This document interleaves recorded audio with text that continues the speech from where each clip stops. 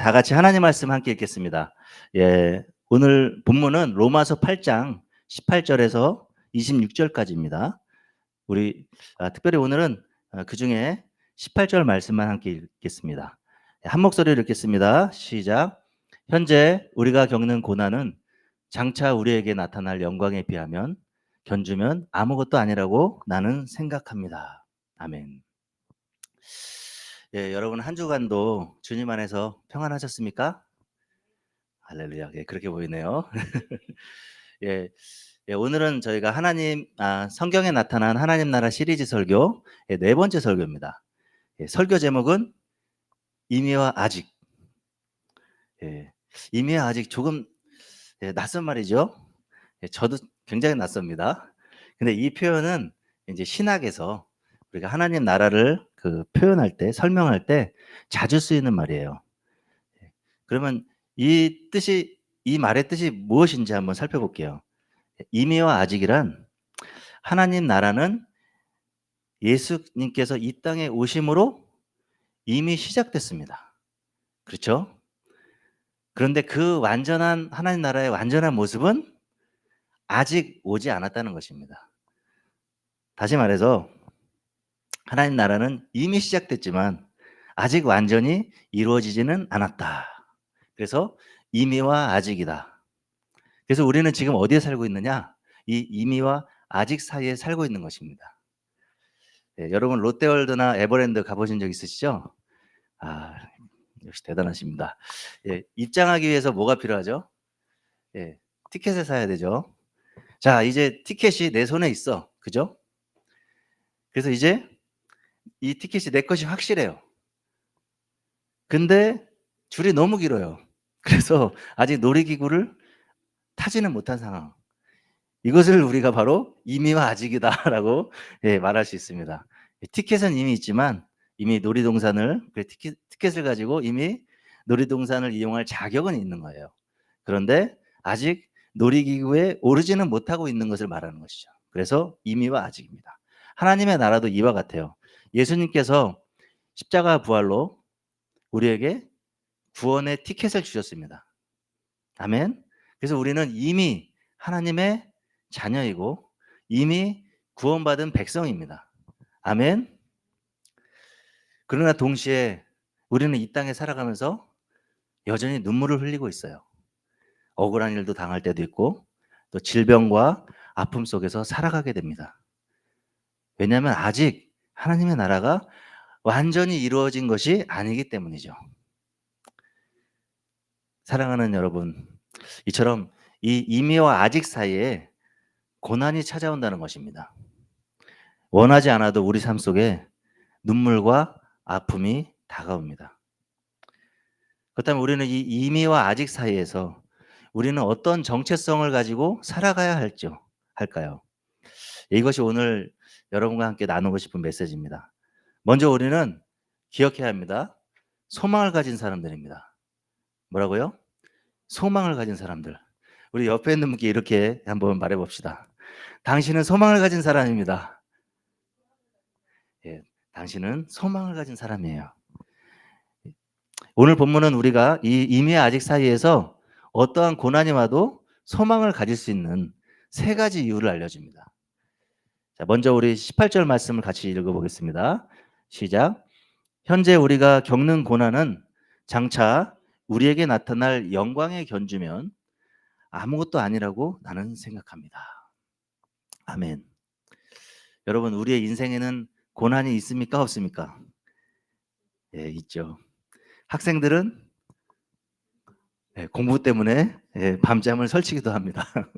청년들은 취업 때문에 좌절할 때도 있어요. 그리고 부모들은 부부 문제가 생길 수도 있고 자녀 문제가 생길 수도 있고 돈 문제 때문에 눈물을 흘릴 때도 있습니다. 또 사람들은 병 때문에, 관계 때문에, 또 외로움 때문에 마음이 무너질 때도 있습니다. 이처럼 우리 인생은 어쩌면 고난의 연속 같아요.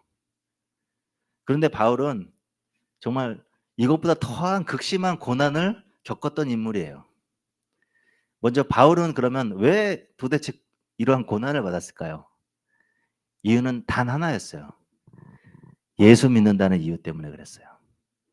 그래서 그는 사람들에게 욕을 먹고 따돌림을 당하고 또 감옥에 갇히기도 했습니다. 또 채찍에 맞기도 했고요. 돌에 맞아 보기도 했고 죽을 뻔한 일도 여러 번 있었습니다. 그런데 이 바울은 이러한 극심한 그 고난 가운데서도 이렇게 고백을 하는 거예요. 지금의 고난은 장차 올 영광과는 비교할 수 없다. 저는 생각했습니다. 어떻게 이렇게 바울이 이렇게 고백할 수 있었을까?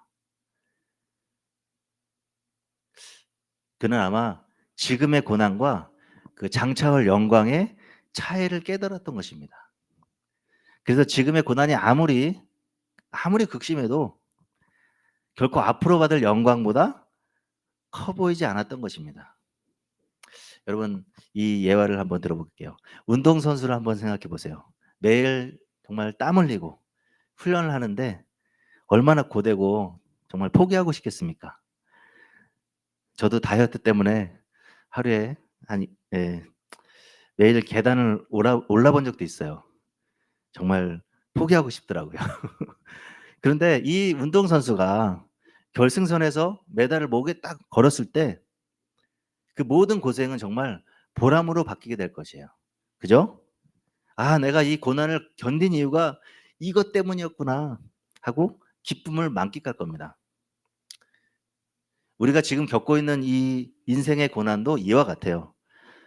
하나님의 앞으로 우리에게 주실 그 영광 앞에서는 정말 보잘것없는 것입니다. 아무것도 아닌 것입니다. 믿으십니까? 그래서 사랑하는 여러분 어떠한 고난 가운데서 우리는 무엇을 붙잡아야 합니까? 이 사실을 기억해야 돼요. 하나님이 앞으로 우리에게 주실 그 영광, 그 영광을 바라봐야 됩니다. 왜냐하면 지금의 고난이 아무리 커 보여도 장차 받을 영광, 즉 그 하나님의 나라는 와는 결코 비교가 되지 않기 때문입니다. 아멘. 그래서 우리는 이 이미와 아직 사이에 고난을 받을 수 있어요. 어떠한 고난도 겪을 수 있어요. 그런데 어떠한 고난이 온다 할지라도 기억해야 됩니다. 우리는 소망을 가진 자입니다. 어떤 소망이죠? 장차 하나님께서 우리에게 주실 그 영광을 받을 자들. 아멘. 예, 우리 22절 말씀 다 같이 읽겠습니다. 시작. 우리는 모든 피조물이 이제까지 함께 신음하면서 해산의 진통을 겪고 있다는 것을 압니다. 또 바울은 이렇게 말합니다. 세상도 같이 아파한다. 예, 우리도 이 땅 가운데서 고난을 겪지만 세상도 아파한다고 합니다. 여러분 지금 한번 세상을 한번 보세요. 환경도 무너지고 심지어 전쟁도 터지고 있어요 지금. 그죠? 그리고 얼마 전만 해도 예, 또 동남아 쪽에서 지진과 홍수가 있어서 많은 또 인명 피해가 있었죠. 지금 이 순간에도 세계 도처에서 이런 일들이 일어나고 있습니다. 정말 세상도 같이 아파하고 있다는 말이 맞습니다. 사람만 힘든 게 아니에요. 세상 자체가 신음하고 있다. 여기 신음한다라고 표현했는데 예, 이렇게 모든 피조물이 울부짖고 있습니다. 그런데 바울이 이러한 그 신음이 바울이 말한 이 신음은 단순한 고통이라고 말하지 않고요. 예, 뭐라 그러죠? 해산의 진통이다. 해산의 진통. 예. 어머니들은 다 아실 거예요. 그죠? 그래서 자녀들은 꼭 기억해야 됩니다. 무엇을? 엄마가 그 해산의 진통을 겪으셨기에 우리가 세상에 나온 것입니다. 그러니 우리는 어머님께 더 감사해야 되죠. 더 효도해야 되죠. 아멘. 그런데 이 해산의 고통이 단순한 아픔이 아니에요. 이것은 무엇을 말하냐면 예, 새로운 생명이 태어난다는 신호이기도 해요. 즉 해산의 고통이 있어야지 새로운 생명이 태어납니다. 그 아픔은 정말 크지만 곧 기쁨이 찾아온다는 말인 것이죠. 예수님도 이 해산의 고통에 대해서 언급한 내용이 있습니다. 요한복음 16장 21절인데요. 우리 다 함께 읽겠습니다. 시작. 여자가 해산할 때는 근심에 잠긴다. 진통할 때가 왔기 때문이다. 그러나 아이를 낳으면 사람이 세상에 태어났다는 기쁨 때문에 그 고통을 더 이상 기억하지 않는다. 바울이 말하는 것은 이것이에요. 지금의 고통은 결코 헛되지 않다라는 것이에요. 그것으로 끝나는 게 아니라는 얘기입니다. 왜냐하면 새로운 시작을 준비하는 과정이기 때문이죠. 그래서 언젠가 그 고통이 변해서 반드시 기쁨이 될 것입니다. 예, 여러분 우리 부모들에게는 이런 경험이 있어요. 아기를 낳는 것도 힘들지만 키우는 일은 또 다른 고생이 따른다는 거죠. 예, 아이들이 말을 안 듣고 사고를 치고 또 부모의 마음을 힘들게 할 때 부모들이 사실 좀 마음을 많이 썩이기도 하죠. 어찌 보면 이것이 또한 해산의 고통같이 매우 속이 쓰리게 하고 눈물이 날 때도 있습니다. 물론 저는 아이들이 말을 잘 들어서 이런 고통을 많이 느끼진 않았습니다. 할렐루야. 근데 세월이 지나 아이가 정말 잘 자라고 올바른 길을 가는 모습을 볼 때는 그 모든 고생이 정말 보람으로 바뀝니다. 아, 내가 이 수고를 견딘 이유가 이거였구나. 그렇게 깨닫게 되는 거죠. 우리 신앙도 마찬가지예요. 우리가 흘리는 눈물, 우리가 정말 수고하는 그 수고가 결코 하나님 나라에서 헛되지 않은 것입니다. 그것은 하나님 나라의 영광으로 이어지는 해산의 진통이에요. 그 기쁨으로 바뀔 것입니다. 그래서 우리는 어떤 고통 가운데도 심지어 해산의 진통이 온다 해도 소망을 가질 수 있는 거예요. 세상이 신음하고 해산의 고통을 겪는 상황에도 우리는 낙심하지 않을 수 있는 거예요. 그 기쁨으로 변화될 것이고 소망 가운데 우리는 살아갈 수 있게 되는 것입니다. 아멘. 우리 마지막으로 우리 23절 말씀을 함께 읽겠습니다. 시작. 다음이요. 예, 시작. 그뿐만 아니라 성령을 첫 열매로 받은 우리도 속으로 신음하면서 하나님이 자녀로 삼아 주실 것을 곧 우리 몸이 속에서 노연할 것을 기다리고 있습니다. 네.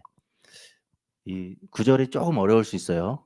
여기서 기억해야 될 건 뭐냐면 바울이 성령을 뭐라고 얘기했냐면 첫 열매라고 표현합니다. 여러분 첫 열매가 뭐죠? 농부들이 열심히 농사를 합니다. 씨를 뿌리죠. 땀 흘려서 막 밭을 이렇게 돌봅니다. 자, 낮에는 뜨거워서 해가 비치기 때문에 새벽같이 일어나서 그 수고를 하죠. 그래서 드디어 열매가 하나 딱 맺혔어요. 첫 열매. 그 첫 열매를 농부가 보는 순간 어떤 생각을 갖냐면 아, 이제 됐다. 이제 곧 풍성한 추수가 오겠구나 하고 이렇게 인지하게 됩니다. 이것이 첫 열매예요. 잘 익은 열매. 성령이 이와 같다는 거예요. 그래서 이 첫 열매는 단순한 그냥 잘 익은 열매 하나가 아니라 앞으로 더 많은 것이 따라올 것이라는 어떤 확실한 보증 수표와 같은 거예요. 이와 같이 우리 성령님이 우리 인생 가운데서 첫 열매가 되셨습니다. 이 말은 성령님이 우리 안에 거하셔서 어떤 일이 일어나냐면 하나님 나라가 이미 시작되었다는 말이에요. 그리고 앞으로 반드시 완성된다고 하는 그런 확실한 하나님의 보증이라는 것입니다. 하나님께서 보증하신다는 것이요. 이것이 첫 열매예요. 예, 이게 비슷한 예화일지 모르겠지만 요즘 여러분 쿠팡 이용하시죠? 네. 물건을 주문하면 어떤 일이 생기냐면 배송 중이라고 알림이 뜹니다. 그 순간 그거는 이미 내 것이에요. 그죠? 아직 내 손에 쥐지 이렇게 내가 내 손에 쥐지는 않았어도 곧 도착할 것을 알기 때문에 우리는 기다리게 됩니다. 성령님이 우리 안에 계신 게 이와 같은 거예요. 하나님 나라 배송 중이다. 곧 도착한다. 라는 의미입니다. 그래서 바울은 이렇게 표현했어요. 첫 열매다. 그러면 여러분 제가 한 가지 질문을 드리겠습니다. 성령님이 진짜 내 안에 계신 거를 어떻게 알 수 있을까요? 그냥 기분으로 할까요? 아니면 감정으로 할까요? 성령님은 정말 실제로 우리 삶 속에서 역사하세요. 성령님은 위로하십니다. 성령님은 길을 보여주십니다. 또 성령님은 힘을 주십니다. 로마서 8장을 읽어보면 로마서가 이렇게 16장까지 있는데 예, 우리가 대표되는 어떤 그 구원에 관한 책으로 우리가 알고 있잖아요. 근데 그 중심에 딱 8장에 어떤 내용이 있죠? 예, 성령장입니다. 성령이 정말 어떤 일을 하는지 구절절하게 디테일하게 나와 있어요. 그중에서 우리는 한 절만 읽을게요. 26절입니다. 다 같이 읽겠습니다. 시작. 이와 같이 성령께서도 우리의 약함을 도와주십니다. 우리는 어떻게 기도해야 할지도 알지 못하지만 성령께서 친히 이루다 말할 수 없는 탄식으로 우리를 대신하여 간구하여 주십니다. 여러분, 이 말씀이 얼마나 큰 힘이 됩니까? 우리가 연약해서 기도할 수 있는 힘조차 없을 때 이 성령님께서 우리 안에서 친히 간구하시며 우리를 붙들어 주신다는 이야기예요. 그래서 우리 성령을 받은 자들은 진정 소망을 가진 사람들이에요. 이 임의와 아직 사이에서 살아가면서 어떠한 고난이 와도 심지어 해산의 진통을 겪더라도 우리는 소망을 가질 수 있습니다. 바로 우리 인생에서 첫 열매 되신 성령님이 계시기 때문인 것이죠. 아멘. 네, 우리 이제 말씀을 정리하겠습니다. 예, 우리는 지금 임의와 아직 사이에 살아가고 있어요. 아직 고난이 있고 아직 눈물이 있고 이미 하나님 나라가 시작됐지만 아직 완전히 도래하진 않았습니다. 그러나 영원한 영광이 약속돼 있어요. 바울은 이 시대를 살아가는 우리에게 우리가 소망을 가지고 살아갈 수 있는 세 가지 이유를 오늘 본문을 통해서 이야기해 주었습니다. 첫째는 지금의 고난은 장차올 영광과 비교되지 않는다. 두 번째, 해산의 진통은 곧 새로운 기쁨으로 바뀐다. 세 번째, 성령님이 우리 안에 첫 열매로 보증하고 있다. 아멘. 예, 저는 잠깐 제 간증을 잠깐 하자면 저는 교회를 개척할 때 많은 걱정의 소리를 사실 들었습니다. 왜냐하면 제 인생에서 가장 극심한 고통의 시간을 지나고 있었기 때문입니다. 아내의 투병과 죽음은 제가 사망의 음침한 골짜기와도 제가 그 다윗 그 시편 123편에 보면 사망의 음침한 골짜기가 나오죠.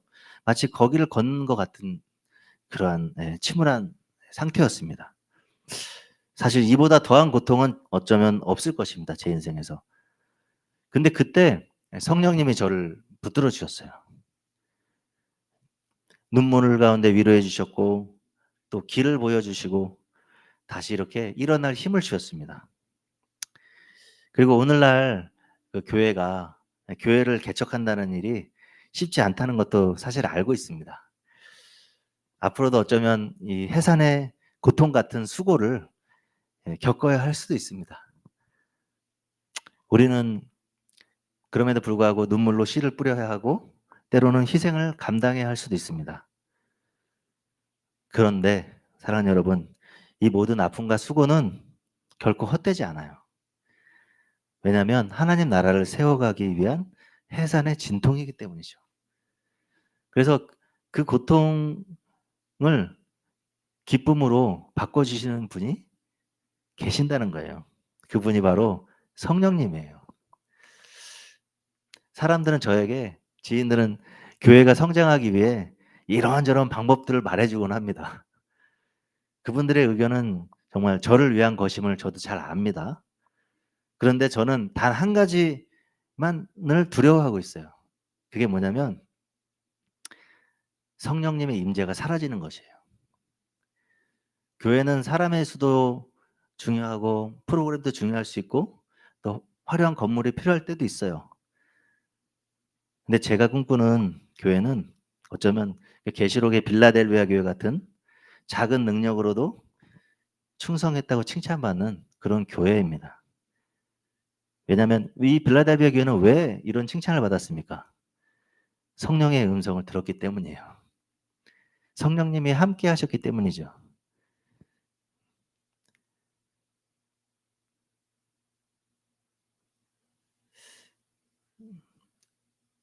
사랑하는 성도 여러분, 해산의 고통이 와도 이 길을 걸어갈 수 있는 비결은 단 하나뿐이에요. 성령께 붙들리는 거예요. 우리 인생에서도 마찬가지입니다. 여러 가지 문제와 눈물들이 앞으로 다가올 수 있습니다. 누군가에게는 그것이 정말 마음이 무너지고 또 고통과도 같을 것이에요. 제가 예전에 살던 동네에 이게 탄천이 흐르고 있었습니다. 탄천을 가면서 이렇게 가만히 앉아 있는데 그 시냇물 소리가 너무 내 마음을 맑게 하더라고요. 그런데 어느 그 공간에 갔더니 거기는 아무 시냇물 소리가 들리지 않아요. 그 차이가 뭔가 돌들이 많이 있는 곳일수록 예쁜 소리가 나더라고요. 근데 아무 돌이 없는 곳은 그냥 잔잔한 시내예요. 소리가 나지 않아요.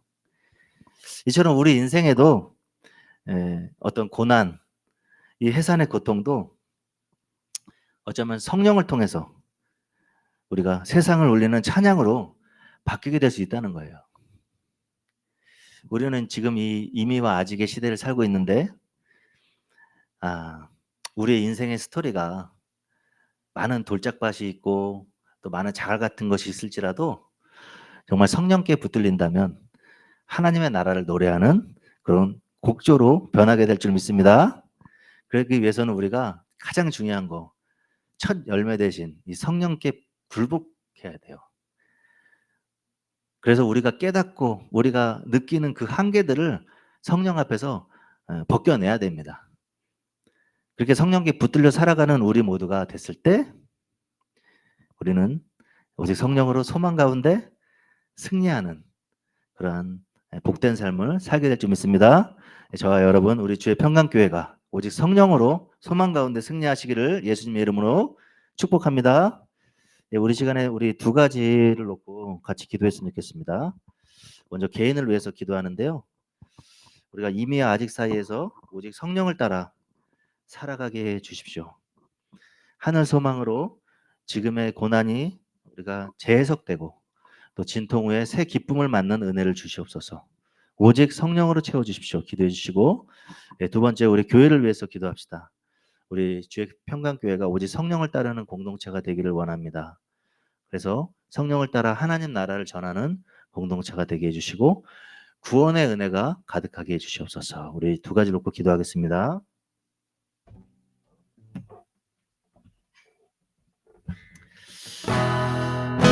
하나님, 우리는 이미 아직 사이에서 살고 있습니다. 오늘 말씀을 통해서 아직 이미 하나님 나라가 시작되었지만 아버지 여전히 아버지 아직 완전한 하나님 나라가 이 땅 가운데 임하지 않았기에 우리는 눈물도 흘리고 고난도 겪고 심지어 해산의 진통을 겪어야 하는 아버지 시대를 살아가고 있습니다.